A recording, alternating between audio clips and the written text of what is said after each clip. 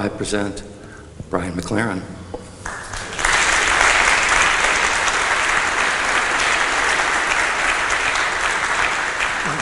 Well, I'm very, very honored to be here and thankful to you all for staying. And thanks for those prayers for my dad. My parents are 87 and 89, and my wife and I kind of have care of them. And so it's been a rough couple of months, and glad we were able to, I was able to be here for these few days. And if you're interested in any of these slides or any of the earlier sessions, you can get them at my website. I'd like to tell you a little bit about my journey to end up here. I don't know if you'd recognize that dashing and fascinating fellow. That's not me when I had hair. That's John Nelson Darby, who was mentioned the other day, the founder of dispensationalism and the founder of a religious sect called the Plymouth Brethren. And that's the group that I was born into. In some ways, I'm extremely grateful I was born into the Plymouth Brethren, not only because that put me in the company of Garrison Keillor, who is also born into that community, along with several other people. Jim Wallace comes from that background as well. Because in many ways, the dysfunctions of fundamentalist religion, it really was our specialty as Plymouth Brethren. And the theology of dispensationalism that really gave rise to Christian Zionism before there was even an organized Jewish Zionism. This is my heritage. And the irony is, this diagram you see is one of the creations of dispensationalism. It's a way of explaining every single verse in the Bible, ostensibly. And when I was a little boy, about once a year, or every 2 years, a traveling evangelist would come to town. And of course, PowerPoint and slides and projectors weren't invented then, but they had big canvas versions of this chart from the chart on the course of time from eternity to eternity. And this would be strung up across our church. It was the closest we ever got to anything high-tech or ornamental in our church. And the preacher would explain all of time, the past, present, future, all of which was completely mapped out. It was a film that had already been shot in God's mind, and we were just watching it play out. I was on my way out of Christian faith. I didn't like being Plymouth Brethren. I had two problems. I really liked evolution, and I really liked rock and roll. Neither of those fit well in my background. I experienced a very dramatic conversion, kind of reconversion through the Jesus movement of the late 60s and early 70s. And wouldn't you know it, in the background of the Jesus movement was dispensationalism.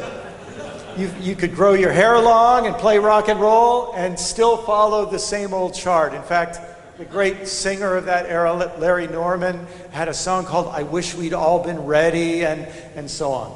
And it turns out that the Jesus movement was very quickly kind of absorbed and became a subsidiary of charismatic dispensationalism, which really gained enormous power because of a fusion with the Jesus movement. The Jesus movement had pretty good music. So all of the younger Christians would listen to dispensationalist theology in hopes of getting a little bit of good music in between through Christian radio and television. I had a brief foray among neo-Calvinists, and I remember when I was first told about Calvinism, I just thought that was the wickedest thing I'd ever heard, but because I was very committed to the Bible, somebody got me in a headlock and showed me a bunch of Bible verses, and I acquiesced to be one of the elect for a while. And all of these different groups shared this commitment to a kind of biblical, a way of reading the Bible that basically said, whatever God wants to do, God can do. And if God wants to give the land to some people and kick other people out, then that's what God will do. Now, just file away for a minute. What a useful belief that is. If you're one of the people who's in the business of gaining new land. But that was my background. I went through a period of questioning. A lot of the worst of it was after I became a pastor. It's funny, we don't expect people to learn everything they're supposed to learn by the age of 26 in any other field, but being a pastor, once you start, you're supposed to have it all figured out and never change your mind. But one of the problems of being a pastor, two of the problems of being a pastor, one is that you read the Bible a whole lot, at least if you're a good and honest one. And the more I read the Bible, the more questions I had about my theology. Secondly, you're exposed to other people's hardest questions. And very often I'd have people come to my office and ask me a bunch of questions, and I would give them my best evangelical answers, and in the back of my mind I would think, I hope they don't buy that because I don't think it's very good myself. And so very often they'd leave with my answers and I'd be stuck with their questions. I had to question an awful lot of things. And to tell you the truth, questioning anything about Israel and Palestine happened very, very late in the process for me. It happened first when I attended a conference and I heard a speaker that many of you would know, Elias Shakur, and I picked up he was a very moving speaker, and I picked up his book, Blood Brothers, and that book had a big effect on me. A few years after that, I was invited to be a speaker at a big Christian festival in England called Greenbelt. And a woman some of you might recognize named Jean Zaru was there. I had not heard her speak, but she and I were waiting for a bus together. And we got talking, and then she told me about this group called Sabeel. She said, I think you'd really like them. And so I never had any other encounter with Sabeel for a couple of more years, except that I did go home and look it up on the internet and was impressed. And then if I could could you guys just raise your hands? Jeff and Janet Wright, who are here. Jeff is not a Pentecostal or anything. He's a Disciples of Christ pastor, but Jeff came up to me in a very Pentecostal way and said, I feel like God wants me to take you to Israel and Palestine. Try that on somebody, it might work. And so my wife and I joined them on a trip like many of you have taken. And I remember the whole range of emotions being there and seeing things I'd read about and heard about, but then seeing them with my own eyes, meeting people and so on. It was I'll tell you one of the feelings I had. I mean, I knew I was going to have this, but I had it anyway.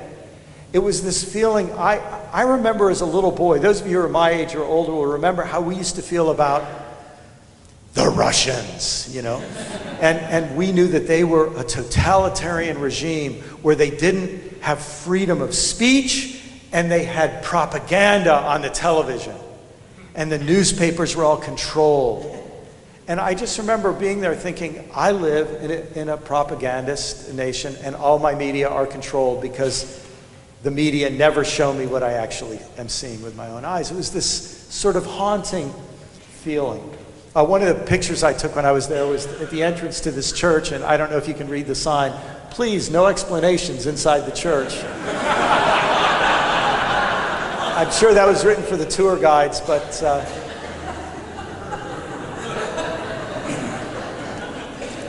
the fact is, there's an awful lot of that. That sign isn't in all of our churches, but the message is in a lot of our churches.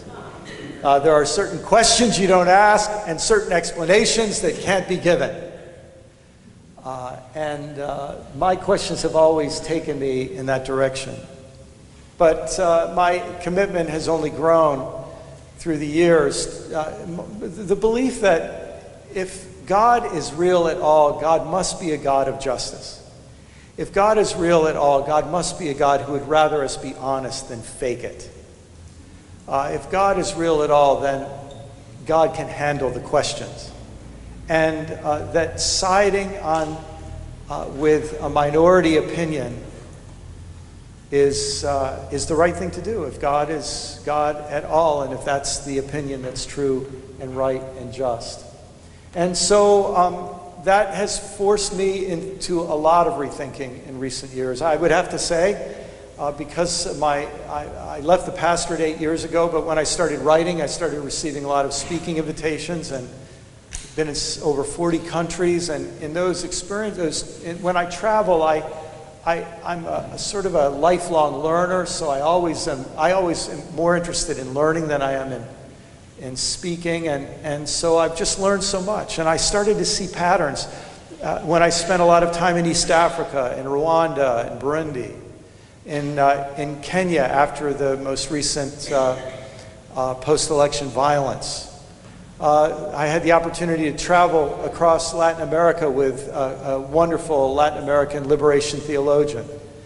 I've had the opportunity to spend time across Europe and think about how the Christian religion created Europe and failed Europe. So I've been forced and had the opportunity and couldn't avoid asking a lot of questions that one feeds into the other, and has really gotten me thinking a lot about our responsibility for both creating the injustice that currently exists in Palestine. I mean, we Christians didn't do it alone, but I have to say, I think we have to own up to our reality as key players in making this tragedy. I mean, this is really, really important. And I'd like to try to explain, I think, how that happened. And it involves what are often called texts of terror. An example would be Deuteronomy chapter 7, language that sends shivers up our spine when we read it today. A passage like Leviticus 25, the verse that, just like those verses from Leviticus that get quoted by people who want to exclude LGBT people today, this was that verse from the first half of the 19th century. Everybody who had slaves loved to quote this verse. You can imagine it made the slaves pretty disgusted every time they heard it quoted to them. Or this passage from 1 Samuel 15, which I'll come back to in a minute. Again, passages that people who have a deep commitment to the Bible feel obligated to defend. And in the process of defending, you end up with a vision of God.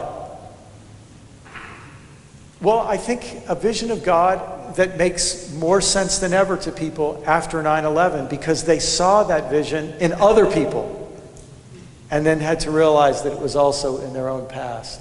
And not just in the Hebrew scriptures, but passages that have also been taken from the New Testament.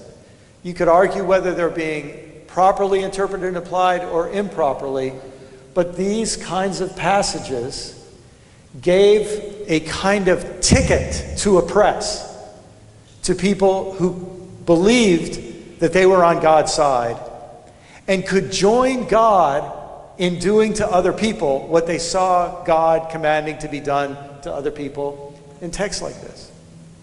And the part of this story that I hope you will agree with me, cannot be minimized, especially when we talk about Israel and Palestine, is that in Christian history, Christians first turned these texts of terror on the Jewish people. And really, I think this is the part of the story, that unless we sufficiently tell this story so that our Jewish brothers and sisters hear that Christians finally are getting what we did to them, and not just in the 20th century, but for 17 or 18 centuries before that. I mean, we could go back to 240 with Origen of Alexandria, where we have one of the early outright expressions of a kind of group punishment and condemnation of the Jewish people. Saint Cyprian, the Council of Elvira, which I always think would be a great name for a rock and roll band. And the Council of Nicaea. A lot of people always like to talk about the Nicene Creed. They don't even know that conversation and fellowship with Jews was forbidden to the clergy at that council. We could talk about in the 4th century. There are a few, somewhat bright spots. Gregory, there are a few unusually bright spots in the opposite sense. Dark spots, Gregory of Nyssa, just horrible terms that were then picked up and used for anti-Semitism in the centuries that follow. St. Ambrose, Emperor Theodosius, St. Augustine, or Augustine, St. Chrysostom, who's so revered, especially in the Eastern Church. The language that's used just makes you want to vomit. And these are leaders of the Christian religion, fathers of the church. The best you can get is like in 600 when Gregory the Great said, Jews should not have excessive freedom, but in no way should they suffer a violation of their rights. Well, thanks, Greg. And then you start to see the burnings and the evictions on the First Crusade. And the Bible is rolled out to justify, bringing out those old texts of terror, turning them on the Jewish people. It's across Europe, across England. By the way, these things weren't happening among Christians in the Middle East in the same way, except when European Christians came to the Middle East. These were largely European issues. Again, every once in a while, like Pope Innocent, one time when Innocent IV was somewhat innocent, they would try to, they would say, hey, look, we've gone a little too far here. But then the persecutions would suffer again. I didn't know that before the Nazis did this, that Christians required Jews to wear a round patch to symbolize, so that it would be known, sort of to stigmatize them in public. Oh my gosh, it just goes on and on. It just makes you absolutely sick. In the plagues, of course, the Jews were often blamed for plagues happening, and then, thankfully, Pope Clement said, hey, it's not their fault, The round patches return, expulsions and pogroms begin, and then you just see city after city after city where it's like the hip thing to do. It's kind of like passing legislation, to say, we're not soft on the Jews, and it becomes this horrible kind of movement. Oh my gosh, you get to Martin Luther, and for Protestants, if Protestants actually, I don't want to read any of these words out loud, but if Protestants read what Martin Luther said, he was rather kind to the Jews early in his life. I suppose he looked at them as being mistreated by the Pope like he was, but when he got some power, his vitriol and hatred and anti-Semitism was staggering. And I just don't even want to read these things. They just make you sick when you read what Martin Luther said. And of course, it continues in the centuries that follow. I think a lot of us in this room, I hope that a lot of the younger people in this room have never heard a person say an anti-Semitic statement. But I heard a lot of them from my relatives. Jokes and things, but there was anti-Semitism in those jokes and statements, and it's still there. It's still there. Of course, we didn't stop with the Jews. We took those texts of terror, and they were very useful when Europeans in the colonial era wanted to begin exploiting Africa. The kinds of reasons for exploiting Africa that were given from the early era of colonialism right up until the time of apartheid. I think most of you know that apartheid was created in a seminary and was a theological proposition that gained political support. A lot like, does that bring to mind any laws that are going on in the world right now. Of course, South America, I mean, the estimates, nobody knows the total number of people in Central and South America who are killed by the people we call the conquistadors, who, and if you read the kinds of things that they said to justify what they did to people like Atahualpa Cortez in the conquest of Atahualpa, the Aztecs and all the rest, it's just, it just makes you think, how would anyone ever want to be a Christian if they had the choice, if this is what the religion did?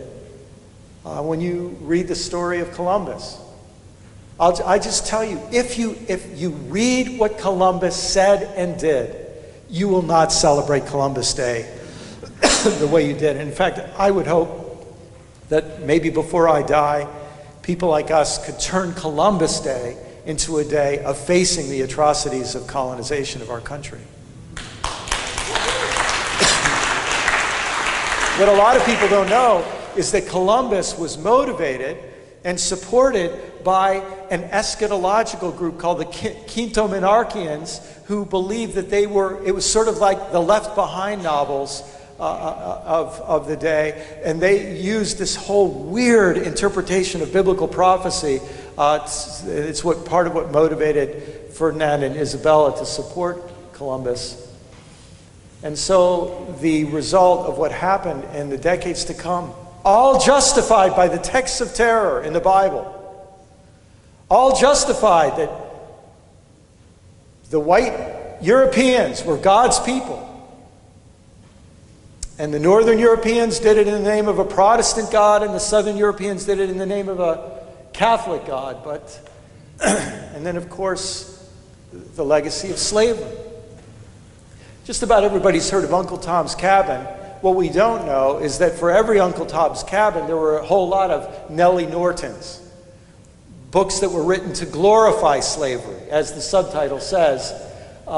A scriptural refutation of the principal arguments upon which abolitionists rely, a vindication of Southern slavery from the Old and New Testaments. And when you read, these books are hard to come by, thank God, because there's not much of a market for them anymore.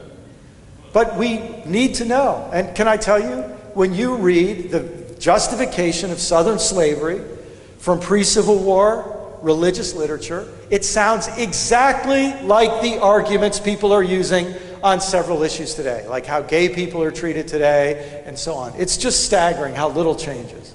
We stopped using it to defend one thing, but we never critiqued that way of using the Bible. And of course, just a couple weeks ago, I pulled this one off the internet from a church sign in Harlem. And if you can't read it in the back, Jesus would stone homos. And then a couple of verses